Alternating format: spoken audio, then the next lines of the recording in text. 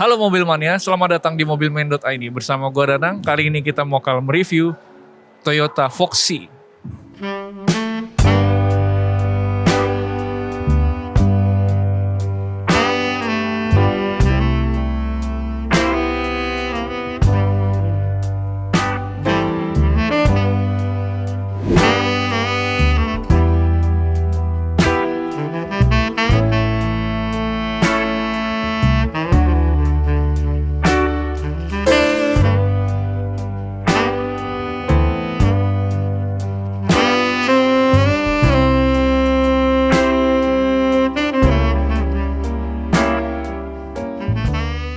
Buat Anda yang sedang mencari puluhan ribu mobil bekas dari berbagai merek, silakan kunjungi website kami di mobilman.id atau download aplikasi kita di Play Store dan App Store.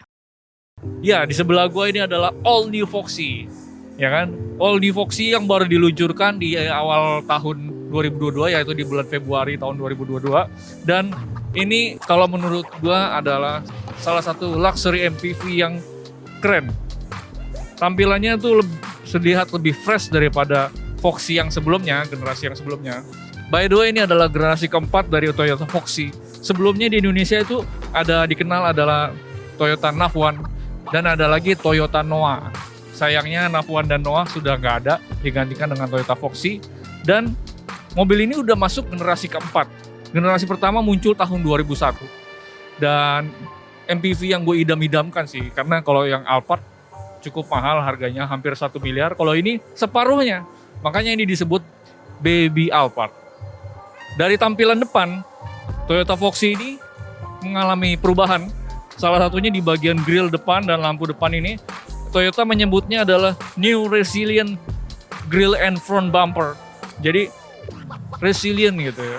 Lampunya DRL-nya mantep semua. Ini udah full LED semua. Sini ada sensor parkirnya, ada 4 depan.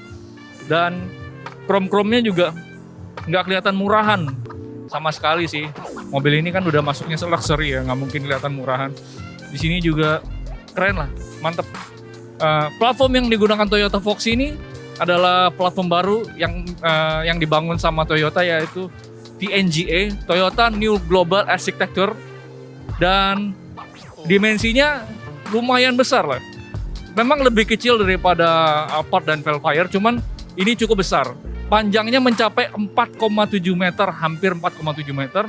Lebarnya 1,73 meter, tingginya 1,8 meter.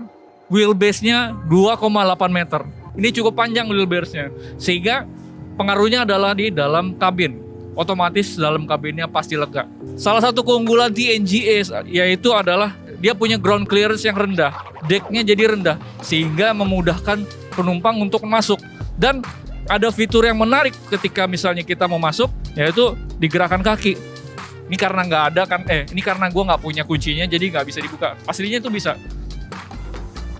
Dan lihat, ground clearance-nya rendah, sehingga misalnya orang tua itu nggak kesulitan kalau naik, nggak ketinggian gitu. Nah, gampang banget. Dia di bagian belakang hampir nggak beda dengan Toyota Foxy yang lama. Ada perbedaan yang paling banyak mencolok, yaitu dari bagian ini tengahnya. Ini kelihatan lebih futuristik sih kalau menurut gue ya. Dan lampunya udah nggak ada warna merah atau warna kuningnya, nih semua silver dan dark gelap-gelap gitu ya. Keren ini, mantep. Udah gitu, dia juga udah nggak kelihatan wipernya. Wipernya muncul dari sini nih, diumpetin gitu. Ini mirip-mirip Alphard juga. Jadi kesannya nggak ada bersih gitu. Kalau mobil-mobil yang di bawah harga ini kan, harga 300 juta itu kan wipernya muncul. Apalagi kalau yang orang-orang anak-anak muda ya kan, wipernya ke tengah-tengah tuh. Kalau ini enggak. Orang yang pengen klasik biasanya bersih pengennya, nggak mau ada wiper, nggak mau ada apa. Nah itu barusan nyala merah-merah di sini tuh panjang dari tengah, samping, ke kiri, ke kanan, keren. Salah satu keunikan yang baru adalah pembukaan pintu belakang. Pintu belakang dibukanya dari sini nih. Jadi kalau orang yang nggak tahu bingung, apalagi security ya kan, security mall biasanya bingung kalau di tengah itu nggak bisa, ternyata di samping. Cuman bisa dari dalam dibuka. Nah, salah satu kekurangan dari Toyota Foxy kalau menurut gua sebagai MPV premium yaitu ada channel nih. Ada channel di sini, ada jalur untuk pintu. Karena kakaknya, yaitu Alphard, dia nggak ada, ini polos dia, bersih. Tapi diumpetin di bagian sini antara celah kaca dan body. Cuman kalau yang Foxy masih kelihatan. Itulah yang membedakan sih. Karena emang beda harganya juga jauh kan. Sehingga ya nggak masalah lah dikasih channel ginian. Dan untuk kaca dia udah sampai ke belakang nih, full.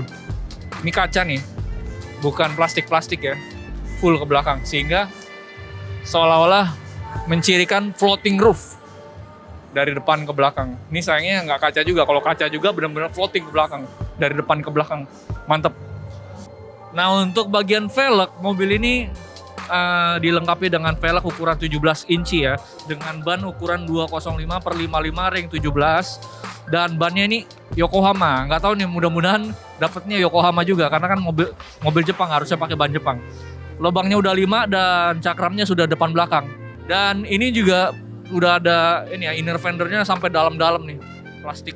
Sehingga harusnya peredaman terhadap roda ketika di jalan tol biasanya itu harusnya lebih bagus. Yang menarik nih adalah di spionnya, dia ada blind spot monitoring.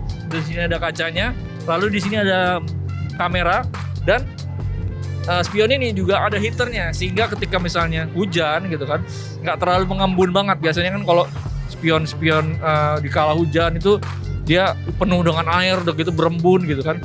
Kalau ini ada heaternya sehingga lebih bersih gitu kalau kena air, dan nggak bakalan terlalu silau loh kalau misalnya disorot dari lampu belakang ya kan, biasanya dengan mobil-mobil Fortuner gitu kan, ditembak dari belakang biasanya kan silau. Ini enggak, karena dia udah agak-agak reflektornya itu udah agak-agak berpendar gitu. Dari sektor mesin, mobil ini mengalami peningkatan dari generasi sebelumnya ya. Untuk yang sekarang ini dia menggunakan mesin 2000 cc DOHC 16 valve dan tenaganya mencapai 170 PS. Sementara kalau yang sebelumnya itu 152 PS. Lumayan sih peningkatannya, dan pastinya tenaganya lebih berasa ya, lebih berasa, tarikannya tuh lebih berasa. Walaupun sebenarnya mobil ini yang dikejar bukan tarikan tapi kenyamanan. Kalau misalnya tarik-tarikan nanti kasihan di belakang penumpang ya kan, karena pemilik biasanya duduk di tengah ya, bukan di depan. Sebelum kita ke bagian tengah, kita ke bagian depan dulu. Kita jadi supir dulu ya sebelum jadi penumpang. Nah kalau di bagian pengemudi, sejujurnya mobil ini nggak terlalu terlihat gede banget gitu loh. Masih manusiawi lah kalau nyetir itu. Kalau misalnya dia Toyota Alphard ya kan, atau Lexus, itu gede banget gitu ya, jadi agak susah gitu. Cuman kalau ini masih manusiawi lah. Pemilik masih boleh lah untuk nyetir, karena nggak terlalu terlihat gede dan nggak terlalu mengintimidasi gitu loh. Dan setirnya semuanya enak gitu. Ini semua tombol-tombolnya udah oke ya, udah ada cruise control, dia udah punya telepon, ada voice command, ada buat ngatur musik dan mengatur volume. Dan di sini juga udah ada armrestnya kiri kanan, dan sayangnya nih ya, head unitnya masih kayak aftermarket walaupun sudah terintegrasi, cuman nggak kurang keren gitu. Mobil-mobil sekarang itu udah gila-gila banget gitu untuk head unit. Cuman ini masih kayak tahun 2017-an, 2016-an gitu. Itu opini gue ya, cuman kalau teman-teman yang lain nggak tahu lah. Dan untungnya sih speedometer dia udah semi digital, walaupun masih ada yang jarum, tapi bagian yang lebih utama yang besar adalah udah LCD, sehingga ya lebih modern lah. Untuk jok dia pengaturannya masih manual, sayangnya masih manual. Untuk penumpang untuk supir masih manual, dan bahannya itu bukan kulit, dia pakai bahan fabric, sehingga sebenarnya keuntungannya adalah menggunakan bahan fabric ini nggak panas ya. Kalau misalnya pakai bahan kulit itu cenderung panas, jadi kalau misalnya pengemudi nyetir lama apalagi panas-panas gitu kan, biasanya punggungnya keringetan gitu. Sehingga jadi kurang nyaman. Kalau yang pakai bahan seperti ini, bahan pabrik ini nggak bakalan panas sih, dia menyerap panas. Lalu untuk AC dia udah full digital dan dia udah climate control ya, dia sudah dual zone juga, sehingga lebih asik lah untuk AC-nya. Jadi nggak perlu setel-setel, dia tinggal pencet auto saja, dia udah menyesuaikan misalnya suhunya berapa yang diinginkan, AC bakal terus memaksa mendinginkan suhu kabin ini. Dan untuk parkingnya udah parking brake-nya udah pakai elektrik dan ada auto hold dan ada traction control. Sayangnya di sini di Foxy ini belum ada sunroof atau panoramic sunroof, sehingga ya memang itulah Toyota ya kan, dia nggak memberikan fitur sunroof. Kalau mau pakai yang sunroof harus beli Alphard lah, minimal Velfire lah. Ya itulah. Untuk kualitas dashboardnya ini lumayan ya, ini udah kulit dan udah soft touch, tapi ini plastik. Bagian-bagian kulitnya beberapa jadi ini masih plastik. Kalau kejedot terada sakit, tapi kokoh lah, cukup lah, bagus. Ini juga kayak kurang gimana gitu ya, dia agak kurang mahal gitu. Padahal mobilnya lumayan mahal. Ini start button, dan mobil ini udah dilengkapi dengan TSS, yaitu Toyota Safety Sense.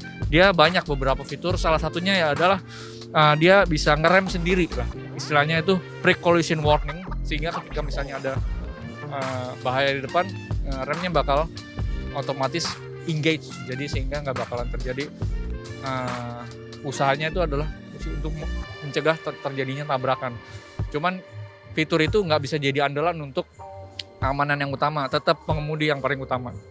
Ya, di fitur TSS ini juga ada namanya cruise controlnya sudah dynamic ya, dynamic radar cruise control namanya, sehingga ketika misalnya diaktifkan, cruise control ini bisa menjaga jarak dengan mobil depan secara otomatis. Jadi ketika mobilnya jauh ke depan, mobil ini bisa speednya bisa tinggi, ketika di depannya agak dekat dia mengurangi kecepatan, sehingga ya memudahkan lah pengemudi ya kan.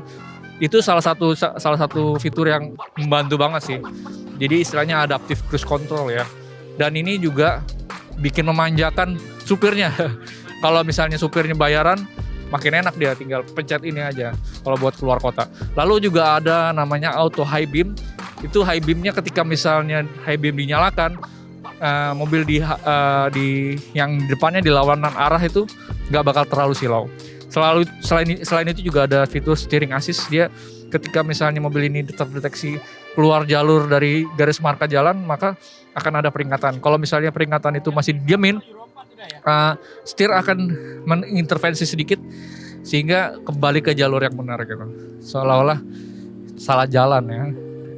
Ya, di bagian ini juga ada tempat penyimpanan cukup dalam ya, dan ini ada cup holder, dan di sini ada, ini sebenarnya udah soft opening, cuman agak-agak kurang ini ya, agak-agak kurang lancar gitu.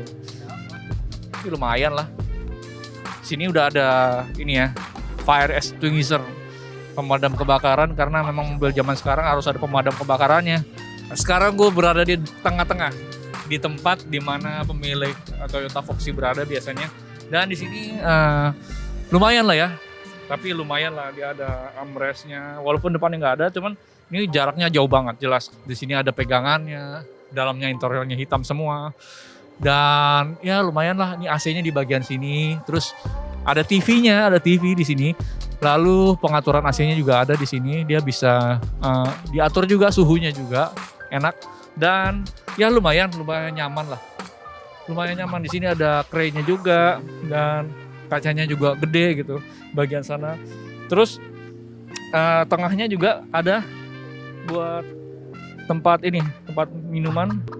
Dan di sini juga gue mau menjelaskan ada fitur, salah satu fitur unggulannya di Toyota Foxy ini adalah T-InTouch. Jadi T-InTouch ini adalah fitur di mana mobil bisa bisa dibilang smart car ya. Dia bisa ada safety-nya juga, fitur safety. Dia dikoneksikan dengan HP sehingga bisa menemukan mobil, find my car. Nah, maksudnya itu adalah ketika misalnya mobil itu diparkir di mana gitu, bisa langsung ketahuan dari HP. Lalu juga misalnya mobil itu dicuri, mobil itu juga bisa dilacak oleh Toyota ya. Toyota bisa membantu untuk melacak posisi mobil. Lalu juga ada geofencing. Geofencing itu maksudnya fencing. Jadi ketika mobil itu keluar jalur, misalnya keluar wilayah, taruhlah mobil ini khusus untuk di Jabodetabek, tiba-tiba keluar bakal ada peringatan di HP. Lalu juga ada vehicle info, sehingga informasi-informasi mobil yang penting itu bisa ada di HP. Sehingga lumayan jadi smart car ya kan. Ya, untuk joknya juga sudah dilengkapi dengan ISOFIX, dan dia udah 3 titik ininya, seat beltnya. Cuman sayangnya pengaturannya masih manual ya, belum ada elektrik. Ya kalau mau dapat elektrik pakai yang Alphard ya, jangan pakai yang ini. Cuman ya udah nyaman lah di sini. Lampunya ada di belakang dan lumayan lah. Nah di bagian ketiga, baris ketiga ini lumayan sempit kalau menurut gue. Ini kalau bagian baris ketiga ini nggak bisa di setel bangkunya, cuman nggak bisa disetel. Cuman bagian yang kedua ini doang yang bisa dibaju mundurin. Dan bagian ketiga kalau misalnya duduknya nih mepet ke belakang, ya udah terima nasib. Kaki mentok, duduk tegak, dan armrestnya juga, dan headrestnya juga harus ditinggiin banget. Kecil banget lagi. Nah, tuh jadi capek banget sih jujur nih kalau misalnya perjalanan keluar kota gitu pakai begini pasti capek. Tapi untungnya bisa dilipat sehingga kalau misalnya cukup 4 penumpang ya bisa dilipat. Dan di sini ada AC-nya juga untungnya. Jadi masih kedapatan AC lah dari belakang. Untuk di bagian bagasi ketika kursinya diturunin masih ada lumayan lah ini space-nya. Bisa buat naruh koper besar ya, 2 ya bisa ya berdiri gitu. Dan kalau misalnya pakai belanjaan biasa masih bisa.